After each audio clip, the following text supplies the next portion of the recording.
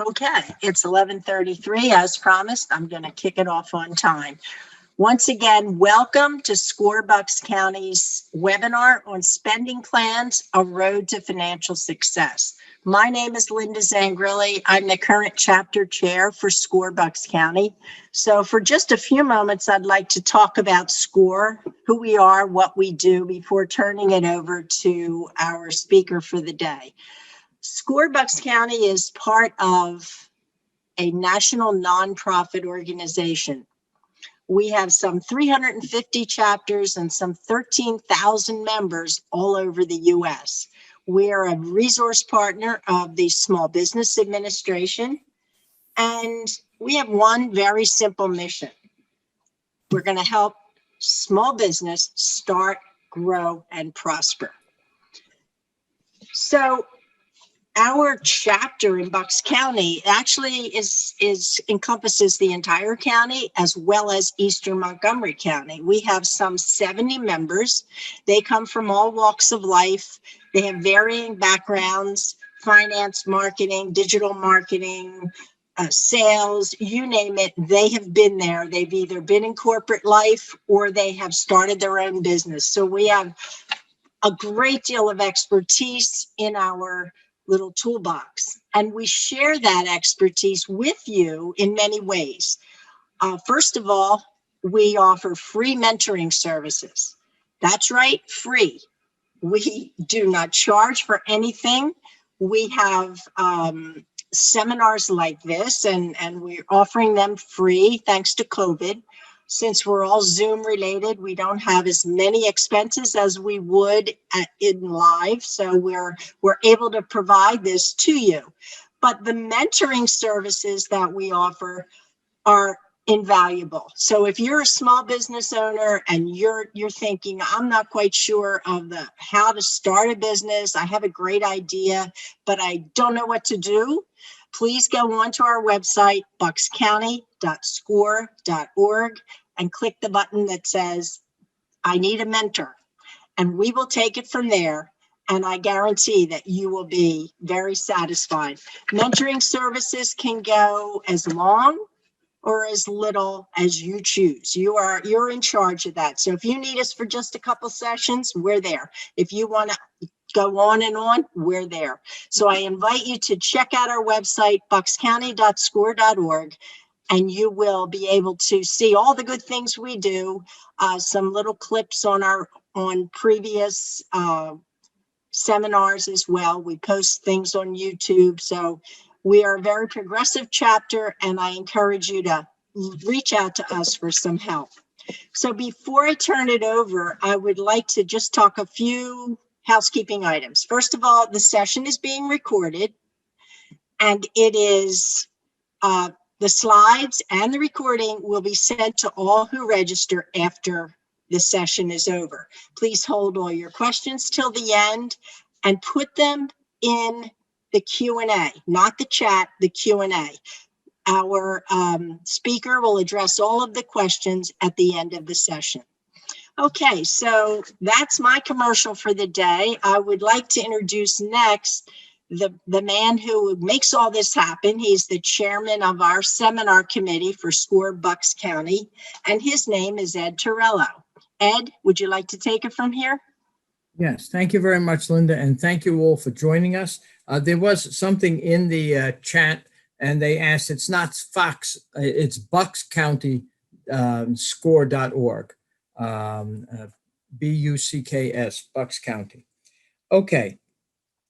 First of all, thank you for joining us. This is one of 35 webinars we're putting on for this year, which is our years go September to September.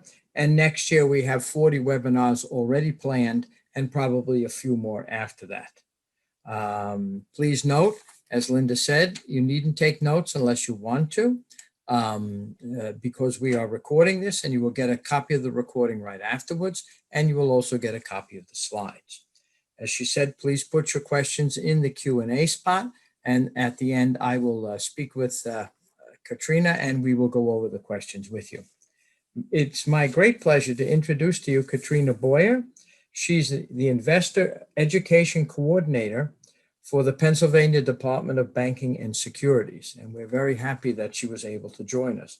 She's educated thousands of investors, consumers, and community groups a year on how to become financially secure. Her presentation focuses on savings and investing, as well as she'll touch a little bit on financial fraud prevention, which is very important, especially for small business. With that, I'm going to just turn it over to Katrina and let her begin. My dear. Thank you so much, Ed and Linda. It has been a pleasure working with all of you as we start to talk about spending plans and how that can help us put us on the road to financial success today. So we're going to be talking about spending plans, obviously. And according to Investopedia, which is one of the places that I go to get a lot of information, a personal spending plan can help us figure out what our cash flow is. It can help us determine how we earn and spend our money. And this applies really when you think about it on a personal level as well as the business level. And when we pair it with a financial goals worksheet, our spending plan can help us to make that map so that we can get from point A to point B and know how we're going to get there. I travel extensively for the Department of Banking and Securities when we're not in the middle of a pandemic. And I can tell you that without knowing where I'm going, it's easy to get lost. And I think that applies when we talk about spending plans and budgeting as well. So today we're going to talk about setting some goals. We'll talk about cash flow and how we can track our expenses. Tracking our expenses can be incredibly eye-opening, and I speak from personal experience on that. And then we'll talk about how to create that plan, and then not only how to create it, but how do we monitor and adjust it as we need to, because the reality is, whether you have a small business or you're talking about your personal finance, the reality is we have to monitor and adjust it on a pretty regular basis. So I always encourage people not only to create the plan, but then to see how you're going throughout the process as well. So when we talk about setting a goal, when we think about how that works, one of the things that we have to do is we have to make sure it's a SMART goal. And when I say SMART goal, that really is an acronym for a goal that is specific. So maybe your goal is to grow your business to 25 clients within a year. So that's specific and that's measurable because you know where you are now and you know where you want to be. It also needs to be attainable. I talk to many people who say, Katrina, I just want to be a millionaire. Well, the reality is that can happen, but it may not happen if your income doesn't support that. So we want to make sure that it's attainable and it's realistic.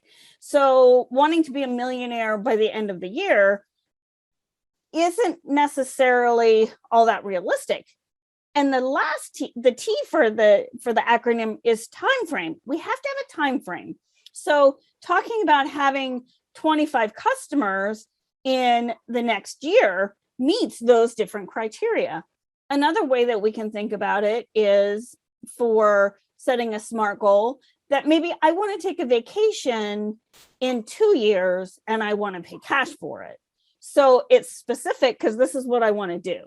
It's measurable because I know that I have 24 months to save for that vacation.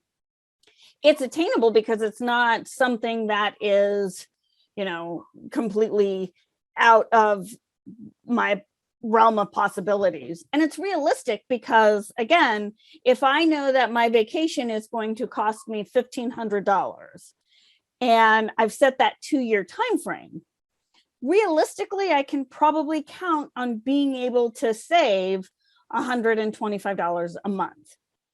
And so if you take that times 14 or times 24, that's a chance, that's realistic and it's got that time frame. So again, my vacation in 2 years, I want to pay cash for it. That's a great SMART goal. You can apply that to your business thought process as well, as far as maybe you want to grow your business to this amount, or maybe you want to set a goal that you want to have this much coming in as an income for your business. So hopefully you're able to see how this goal setting and thinking about budgeting and spending plans can apply to our personal as well as our business goals. So we have to step back and think about, we have to understand what money we have coming in.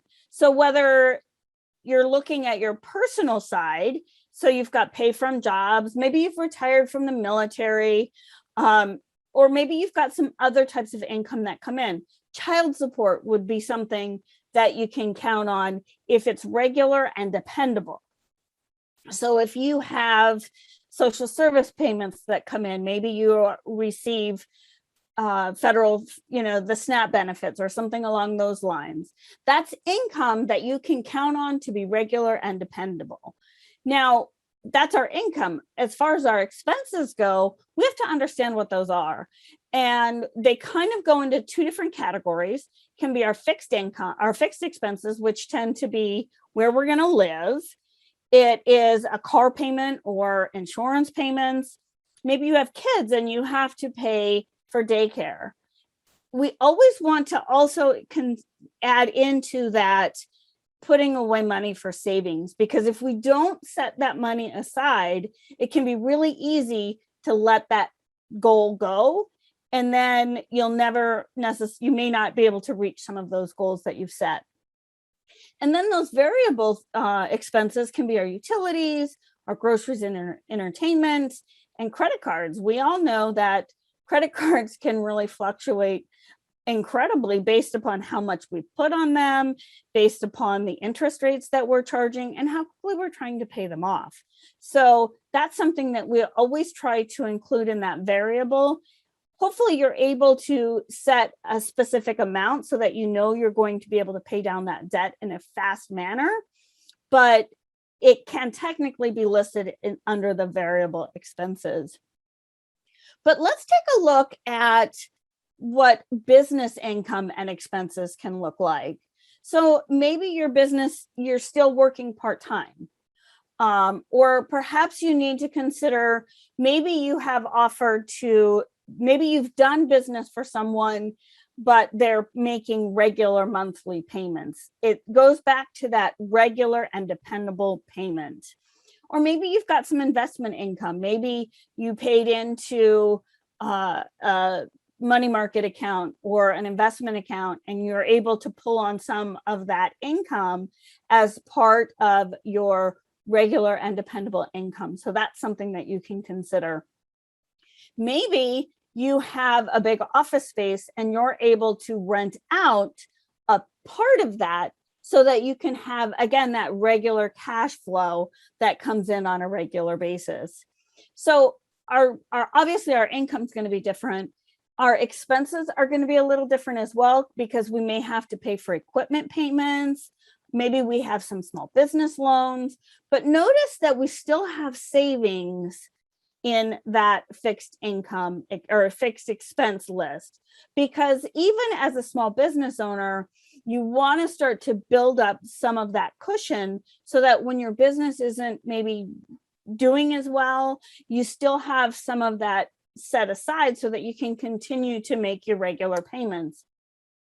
You'll notice that utilities still remains on the variable expense side, as well as credit cards. But we also will have to add into that maybe advertising and promotions, maybe some customer appreciation expenses. That way we can start to build that our customer base, so that we have customers that come back on a regular basis.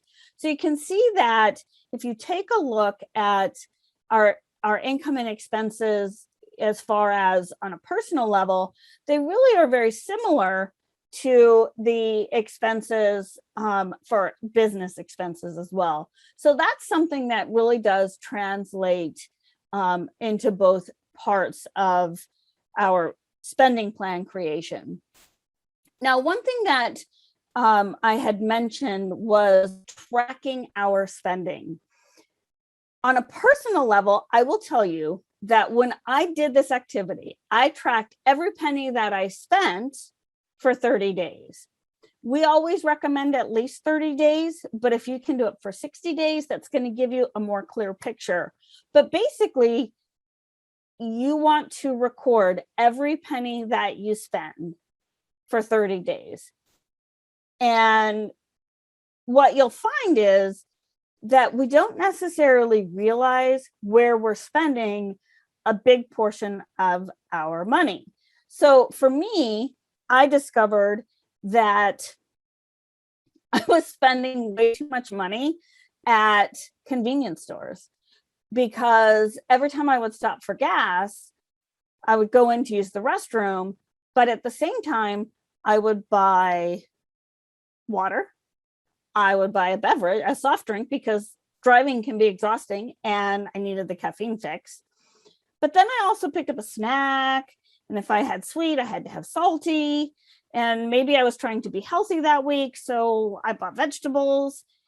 And what I found was that I was spending an average of $10 or $15 every time I went into a convenience store.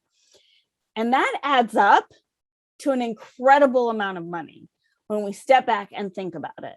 So seeing where my money was going was a huge step in enabling me to change the way that I was doing things and make better financial choices for how I was going to spend my money. And that has enabled me to be able to save a whole lot more money than I had been saving before. So if you think about being on the road, even if I was just on the road 10 days, $15 times 10 is a lot of money. So creating that spending log and seeing where our money goes a long way in helping us to figure out where our money is going. So you can see exactly how much money you're spending on entertainment, or how much money you're spending on customer appreciation or advertising. So once you have that 30 days worth of spending, you can actually take a look at that and see, okay, I'm spending X amount on average on housing or on my business space. I'm spending this amount on my utilities. So we can kind of break it down, and that really helps us with planning where our money's going to go going forward.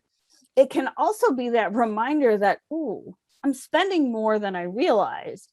And so if I can cut back and spend less here, then that frees up more money for me to be able to invest in my business, or to be able to spend more money on advertising, which can help to grow our business.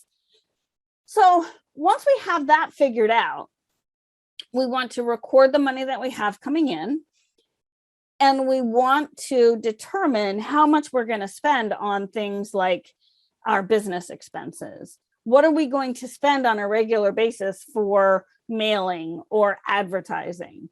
But on the personal level, we can use it to determine what we're going to spend on groceries. If you find that you spend more at a convenience store than you want to, maybe planning to buy cases of water to keep in your car can help to cut back on what you're spending, but still allow you to have, the things that you need. So that can be very helpful. And if we think about that from the business perspective, it's not all that different. Although when we use budgeting tools or spending plan tools for a personal, we can use anything. We can write it on paper. I remember as a kid, my dad had this canvas covered book that he recorded every single penny that he had spent on household expenses for years and years and years. He could go back and look. And I thought that was really interesting. And I didn't really understand the purpose behind that until I got older and realized how beneficial that was for him to be able to see what we had done in the past so he could plan for what's coming. But not only can we use paper, but you can use the internet. There are phenomenal resources that are available out there. There's software that you can download. There are applications that you can download to your smart device, or you can even use a computer spreadsheet, depending on what you're most comfortable with. So the same applies really to our business plan, our business spending plan. We're going to have to record that income. Now, from the business perspective, that can be a little bit more of a challenge, because especially if you're a newer business, knowing what to count on can be a challenge, but you still can sort of estimate what that's going to look like based on what you've done, even if it's just the last couple of weeks. That can be very helpful. And then you can still assign different categories, but you may want to use something that's more technologically savvy as far as the tools that you use. So investing in some business software can be very helpful, or setting it up in Excel or Access. All of those things are really helpful, but you have to have something, because at the end of the day, you need to have that plan and how that's going to work. So when you step back and you think about all these other things, creating that plan can be really simple. You want to list all of your expenses and all of the money that you have coming in, and then you're going to make the plan as far as where all of your money is going to go. And so if you can anticipate that you're going to have $2,000 worth of income coming in, whether it's on your personal level or your business expense, you may want to plan out where you're going to spend all of that money, so that you don't leave any wiggle room for, where'd that $200 go? Having it all planned out is a great way to ensure that you know where all of your money is going to go. And so once you've done that, going forward at the end of the month, how did you do? A lot of spending worksheets, spending plan worksheets actually will have a column for here's what you plan to spend, here's what you actually spent, and then you can take the difference between the two and see how close you came. Now, if you find that you're consistently off track, maybe you spend too much money on this expense category and you're spending less money here, maybe the object is to adjust those two so that you're more on track. Or on the other hand, the goal may be that you want to be more careful with what you're spending on this category, so that you have the money to spend in the other category to help you meet those goals. Because remember, we talked about those SMART goals that we want to set so that we can help to reach those different goals that we've set out. But sometimes our income and our debt don't balance. Maybe our expenses are much bigger than the money that we have coming in. And so there are some things that we can do that we may need to, some actions that we may need to take that will help us to balance that more easily. So if we're trying to increase our business income, maybe we take on a part-time job, or maybe we take on a side business. As far as our personal, if we're talking our personal income, maybe taking on that side business can help us with bringing in more income. If we have an office space that maybe we're only using 2/3 of, that can leave 1/3 of that space that perhaps I could rent it out to someone who has a complementary business. If I have a lot of inventory, maybe I decide to have an inventory reduction sale so that I can cut back on that inventory that I have sitting around, but that will also help me to pay off some of those expenses, that I can readjust my budget so that maybe I pay off some of that bigger debt. Again, these are just ways that we can step back and think about, how can I increase the money that I have coming in so that I can better pay those monthly expenses. But there are some things that we maybe can do on a personal level to reduce our personal expenses. Maybe instead of going to a concert or going to the movies, which, you know, those types of entertainments can be very expensive. Maybe instead I subscribe to an audio streaming service, or perhaps I rent a movie instead of going out to see a movie where I have to buy popcorn, which adds an incredible amount to my expense. But if I buy a box of microwave popcorn and maybe plan to make my own pizzas at home, I can cut back on that entertainment expense if I just add some money to my food expenses. But sometimes we can reduce our expenses by, changing our transportation, maybe spending less on clothing and some of those types of, changes. Plugging spending leaks. When we do that 30-day expense itemizing, we can see those spending leaks. I know I mentioned the spending leaks that I had at convenience stores. By buying that case of water and buying full-size bags of snacks and putting them into small individual snack bags, not only did I better control my spending, but I better controlled my portion control. Because when I was buying that bag of chips at the convenience store, I was sometimes getting 3 or 4 servings.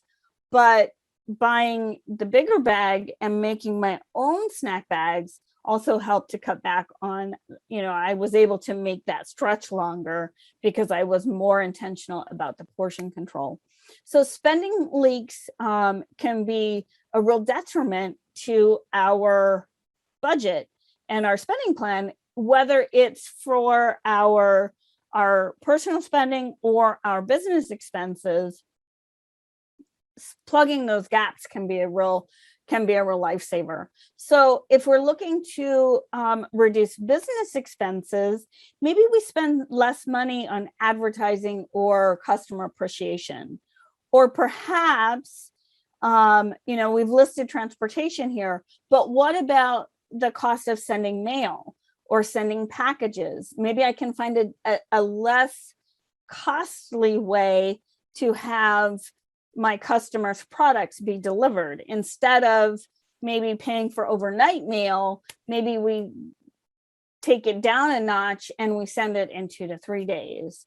Or maybe we need to consider changing our location of our business where it will cost us less money.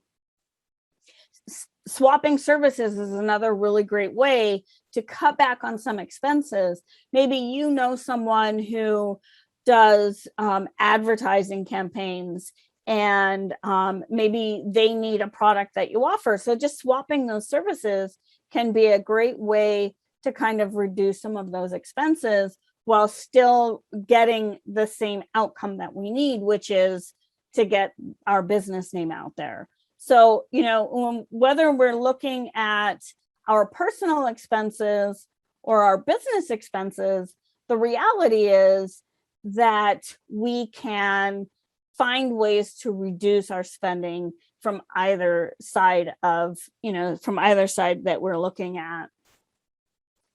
So the reality is we need the basics. We have to have food. We have to have a business space. We have to have clothing.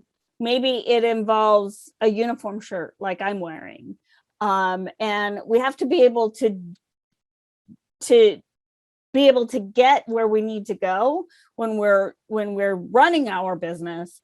But maybe instead of buying that vehicle that's fully loaded, maybe getting one that's more pared down can save us on some of those expenses. That's where we have to sort of step back and think about what's going to be most important for either our personal or our business spending plan.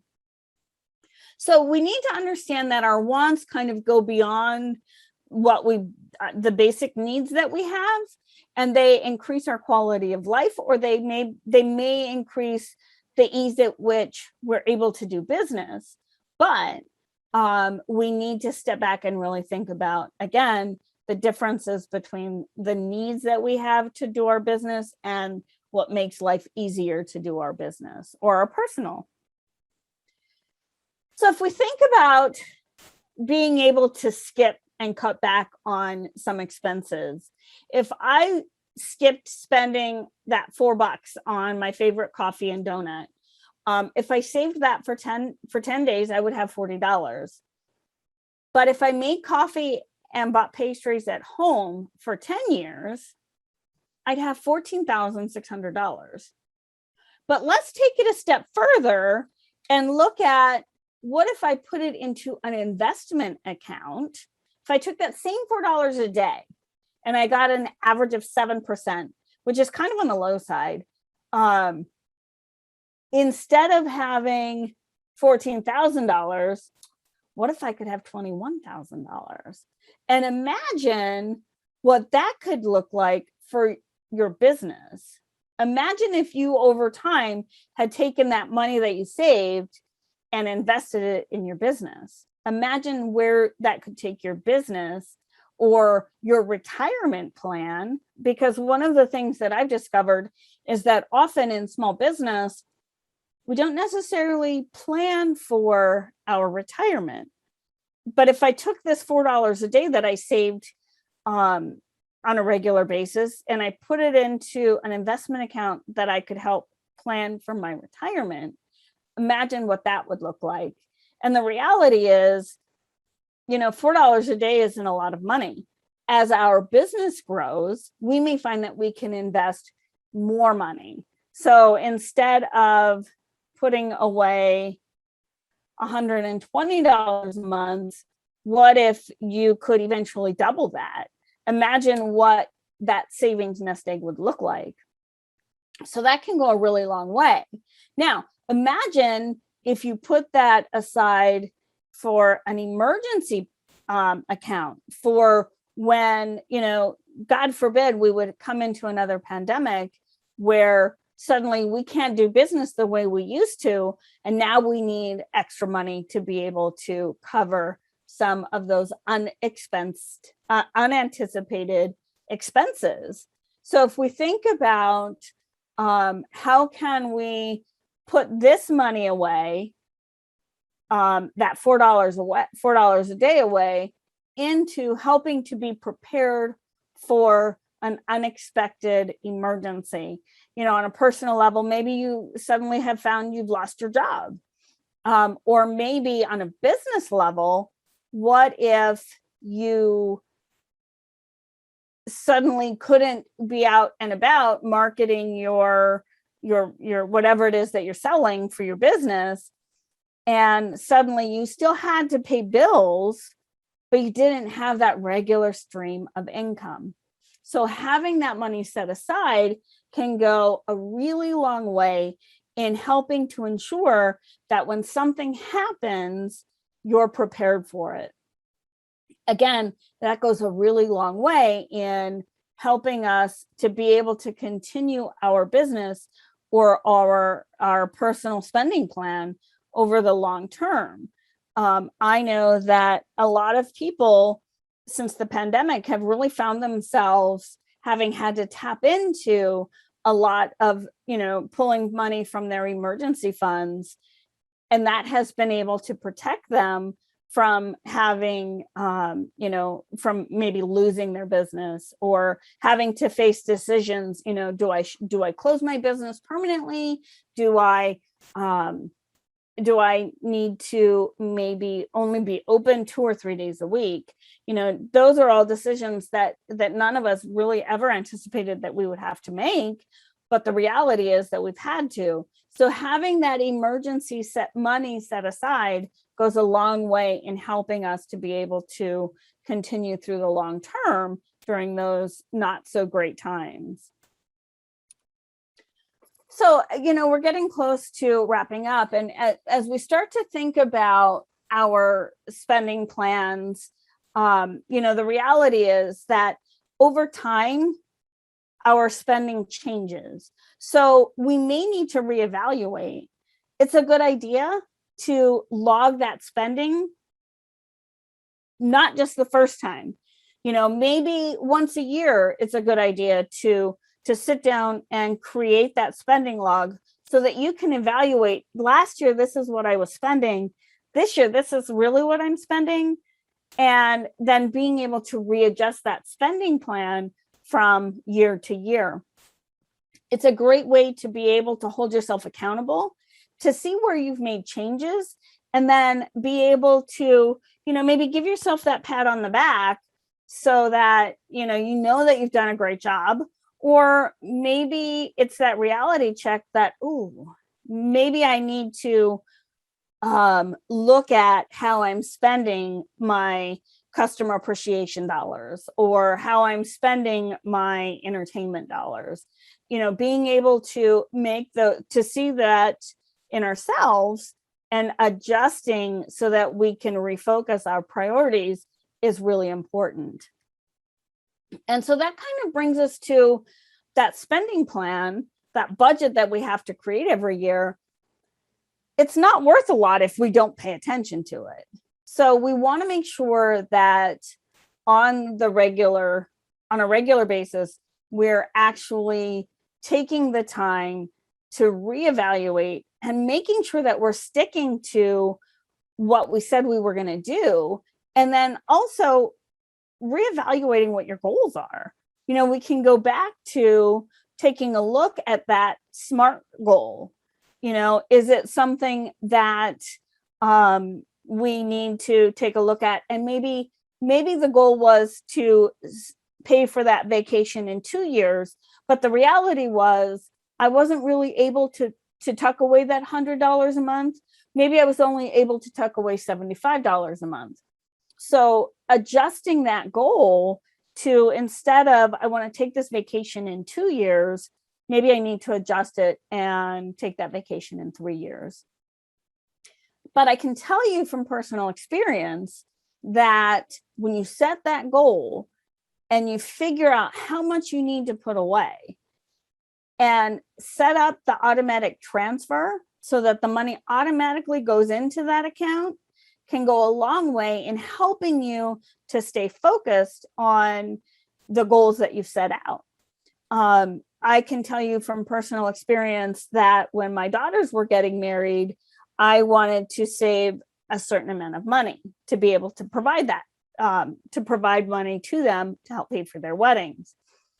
And what my husband and I discovered at the end of saving that money was that we hadn't missed the $100 a month that we were each putting into that account.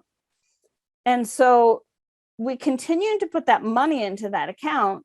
And that's how him and I paid for that vacation that we took to celebrate the fact that the kids had gotten married. It was a great learning experience for me to be able to see firsthand how that automatic transfer and setting it and forgetting it could go a really long way.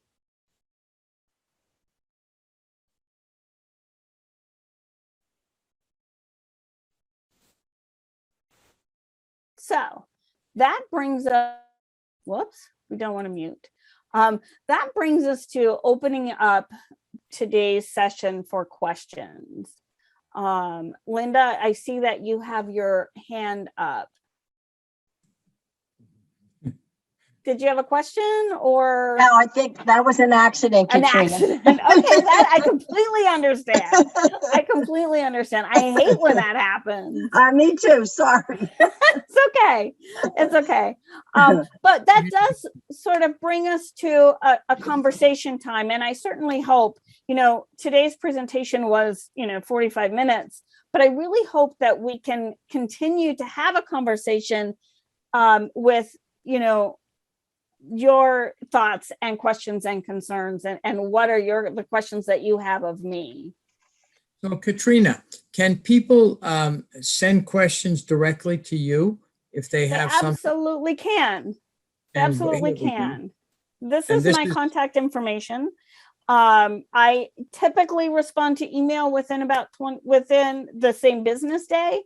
Phone calls, you can actually call this number and it rings on every single device that I have. So I'm pretty easy to access, over the phone if someone has questions. We have a huge, huge resource for anybody who's looking for budgeting information, investment information. That is on our website, dobs.pa.gov. And you would be amazed at the resources that are available on our website. so we have a question from Jennifer. Where would you suggest going to talk to someone about deciding on how to best invest in a retirement fund? Oh, that's a great question. That's a really good question. So when you are looking at hiring an investment professional, we actually have multiple 30-minute webinars that are on our YouTube channel.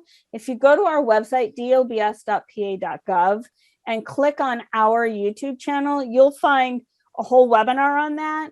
But to answer the question, you want to look, it's a good idea to talk to other people that invest, and sort of get names from them. And then you want to investigate that person. You want to make sure that that person has a license, or is registered to do the work that they are going to do for you.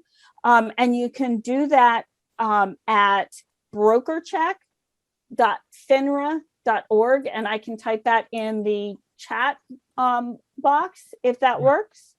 It's Yes, that would be a good idea. brokercheck.finra.org. That is a great place to go. When you type in the name of the professional that you're considering hiring, it will tell you how long they've been in business. It will give their work history even prior to them becoming investment professionals. So you can see, you can learn a little bit more about them. But it also gives you information about any complaints or actions that may have been taken against them from either the state or federal level. So it's really a great resource to investigate that person that you're considering. And then, going forward, it's a good idea to check back and make sure that they're still in good standing throughout the relationship time, because, the reality was Bernie Madoff, the well-known criminal, he was a registered professional.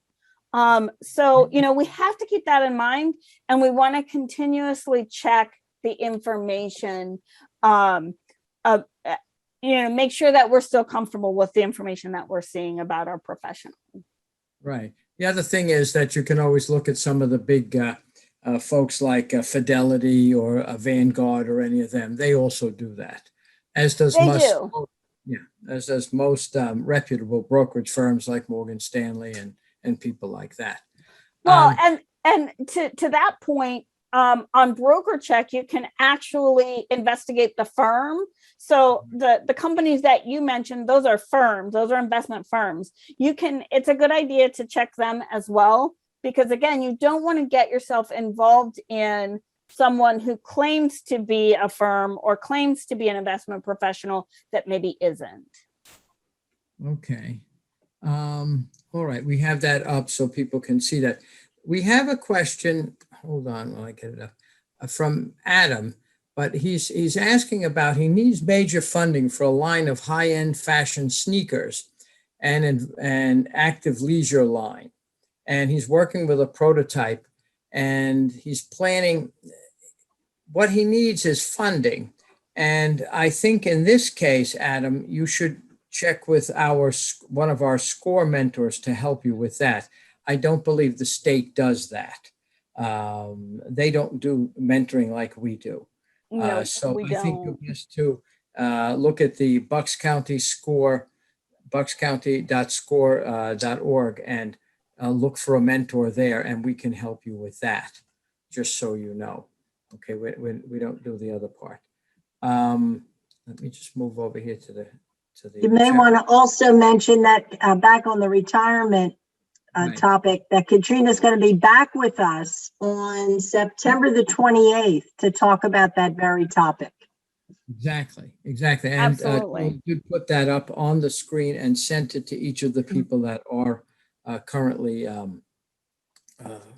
listening or looking at their chat list. All right. So I find it fascinating that the whole study that you put up about the save the $4 a day, and all of a sudden, when you look down the road, you've got quite a chunk of cash there. Yeah. Yeah. There we go. There it is. This thing here. I didn't realize it was so much when you think about it. But just a question. I'm saving the $4, but I still want to have my coffee and donut. So what do? I make it myself? I mean, you can make it yourself. You can, instead of buying the latte, and maybe just go in and grab a quick, cup of coffee from the convenience store. Or instead of having it every day from your favorite place, what about changing that to every other week? I'll tell you, Because then you're not denying yourself, but you're still able to enjoy it and you appreciate it then. Yeah, the sad part is the donuts everybody wants, and it's not good for you. Well, However, there's that. Just remember, just put the calorie count up. Yeah, That's exactly. a deterrent. When you go to a restaurant and they show the calories, okay, that's a big deterrent. It is. It's sad. When you were doing some of this, if you were running a business and you're taking a look at your expenses and you put a whole list of them there, you sort of single out some of the bigger ones. But like, for example, the recurring ones, electricity, gas, if you have a gas furnace, the telephone, all of that. How are you looking to cut some of those costs back? I mean, you can't turn off the lights, but can you change the light bulbs, for example, which really cut down on the cost dramatically? And lighting is a big expense that very few people realize is big, especially if you have a business with a lot of. And in Pennsylvania, you have the right to shop for your energy supplier. Right. And so, taking advantage of some of that can be very helpful. I know on a personal level, I take advantage of that. I shop for mine every single year. I set it up so that I get a reminder about 2 months prior to my contract coming up, and I shop again for the best rates. But you have to make sure that you set that reminder, because if you don't adjust, your new rate could be exponentially higher than it had been. So, on a personal level and a business level, it's important to make sure that you're staying on top of that. Which brings us to the fact that we can also shop for internet providers. There are a lot of options out there. And I know I always encourage people to make sure that they're still getting the best rate. It's okay to even call your current provider for your, let's just go with internet. I found that I call on a personal level just to make sure I'm still getting the best rate. If my provider thinks that I'm shopping other places, they may be able to give me a much more reasonable rate. So those are all really good points, to make sure that we consider when we're trying to change those expenses. That's true. If you take a look at these stores that you see that have private mailboxes, they also do all sorts of mailings. They do the post office, they do UPS, and they do FedEx. And I've often heard them say that person says, how do I send it the cheapest? They look it up and they say, in this case, it's X. In that case, it's Y. So the rates are not the same for each item for each company at all. Some Right. cases, the office is cheaper, in some cases, the others are. And if you're doing a lot of mailing, it's very important to be looking at Mhm. that. Absolutely. That can be a big piece of a big chunk of your spending plan. If you think about the cost of sending out even, 15 or 20 packages a month, that can be a big expense. It definitely is. Now, when somebody's taking a look at their advertising budget, okay, and you're a small business. Now, I don't know how deep you get into this, but we're talking to people constantly about where they should advertise and what. Obviously, the internet's the place that everybody talks about because a lot of people seem to shop there. What have you got to say about that in terms of setting up your website, for example, and then looking at all of the different things that are available to you? How have you investigated that? So I actually have not spent a lot of time investigating ways that you can, you know, different advertising. I know that social media tends to have some pretty inexpensive ways to boost your whatever post that you want to have as a sponsored post. I know the Department of Banking and Securities sometimes will do a sponsored post that is, guaranteed to reach so many people. And I believe it's relatively inexpensive. We've done a number of webinars on this, and I was just curious to see what you folks were doing also. Yeah. Yeah, we're limited because we're with state government. And so, it's just different. Yeah, here's a question that comes to mind. What's the most frequently asked first and second question that you get? As far as Your role in this area. So one of the biggest questions that I get, and I love that, because the first thing that I always get is, how do I invest my money? And so, one of the things that I think is really important is that we understand that we can investigate, we can research every single investment that we are considering. Maybe, you've got people who are looking to invest in the stock market. The Securities and Exchange Commission has information about every single investment that's available. And you can go to sec.gov and you can type in the name of the business and you can see you can find all the financial information that they have filed. So let's say you're considering investing in ABC t-shirt manufacturer, and you want to see what they are offering. You can go to the SEC's website and you can see their stock prospectus, which tells you about the company. It tells you about the principals, tells you what the stock was issued out originally. And it also, in addition to that, has all of the different financial reports that are required to be filed with the Securities and Exchange Commission to make sure that, you can see, this is what their profit is. Do they historically pay dividends? Not all companies pay dividends on a regular basis. If it's a small company or it's a new company, many times their focus is going to be on growing their business. So they're going to take their profits and reinvest them in order to grow their business. If you're looking for a stock that's going to pay dividends on a regular basis, then you want to look at a stock that has been consistently paying those dividends. And that's information that you can find on the sec.gov website. Well, thank you. Here's an interesting thing.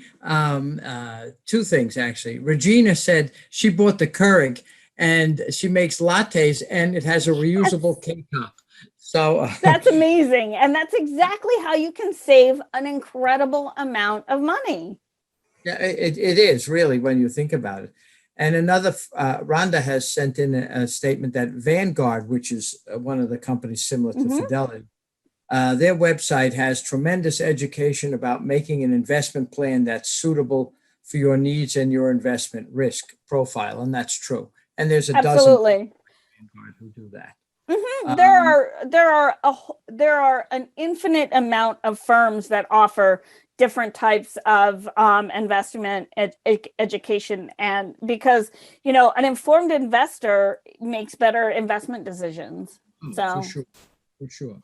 All right. Well, I think we're right here at our appointed time, and so we'd like to thank you for an excellent presentation, and we'd like to thank everyone of our participants for listening and sending in your questions.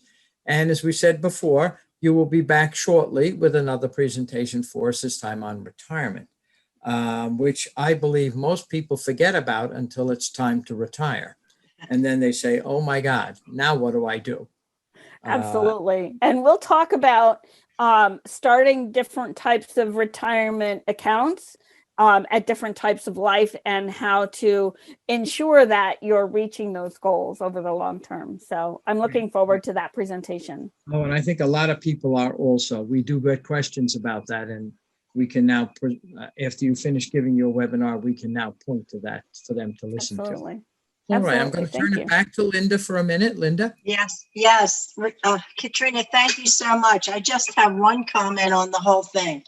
So many of our clients, most of our clients, I would venture to say, do not do what you suggested. The very basics: track your spending, track every last cent. And so when we come to the end of the road and we say, well, did you make any money this year? Well, they don't have a clue. So basic stuff, whether it's your personal or your business, track your expenses, track your income, and then look at debits and credits. Am I going to make any money or not? We preach this over and over. So I think your presentation is right on point and so valuable to anyone, even if it's just they have to get their personal money matters in order. But I thank you, and I look forward to your next presentation. Did you also want to mention your show, your weekly, midweek Money Matters? Yes. Talk about that a little bit. Oh, thank you. So Midweek Money Matters is a 30-minute webinar that I do every Tuesday evening at 6 p.m. and every Wednesday at noon. This month, we're focusing really on investment fraud.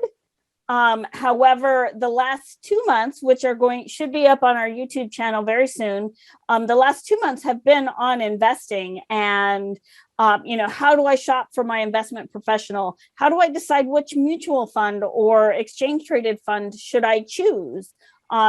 And we actually have, and I'm going to put it in the chat box now. It's I'm drawing a blank now. Pennsylvania. Well, I'll send it to you. We're on Eventbrite. We use Eventbrite for our midweek Money Matters. And so what I'll do is I'll send that link to Charlie. I know he's planning to send out the spending log, a Federal Trade Commission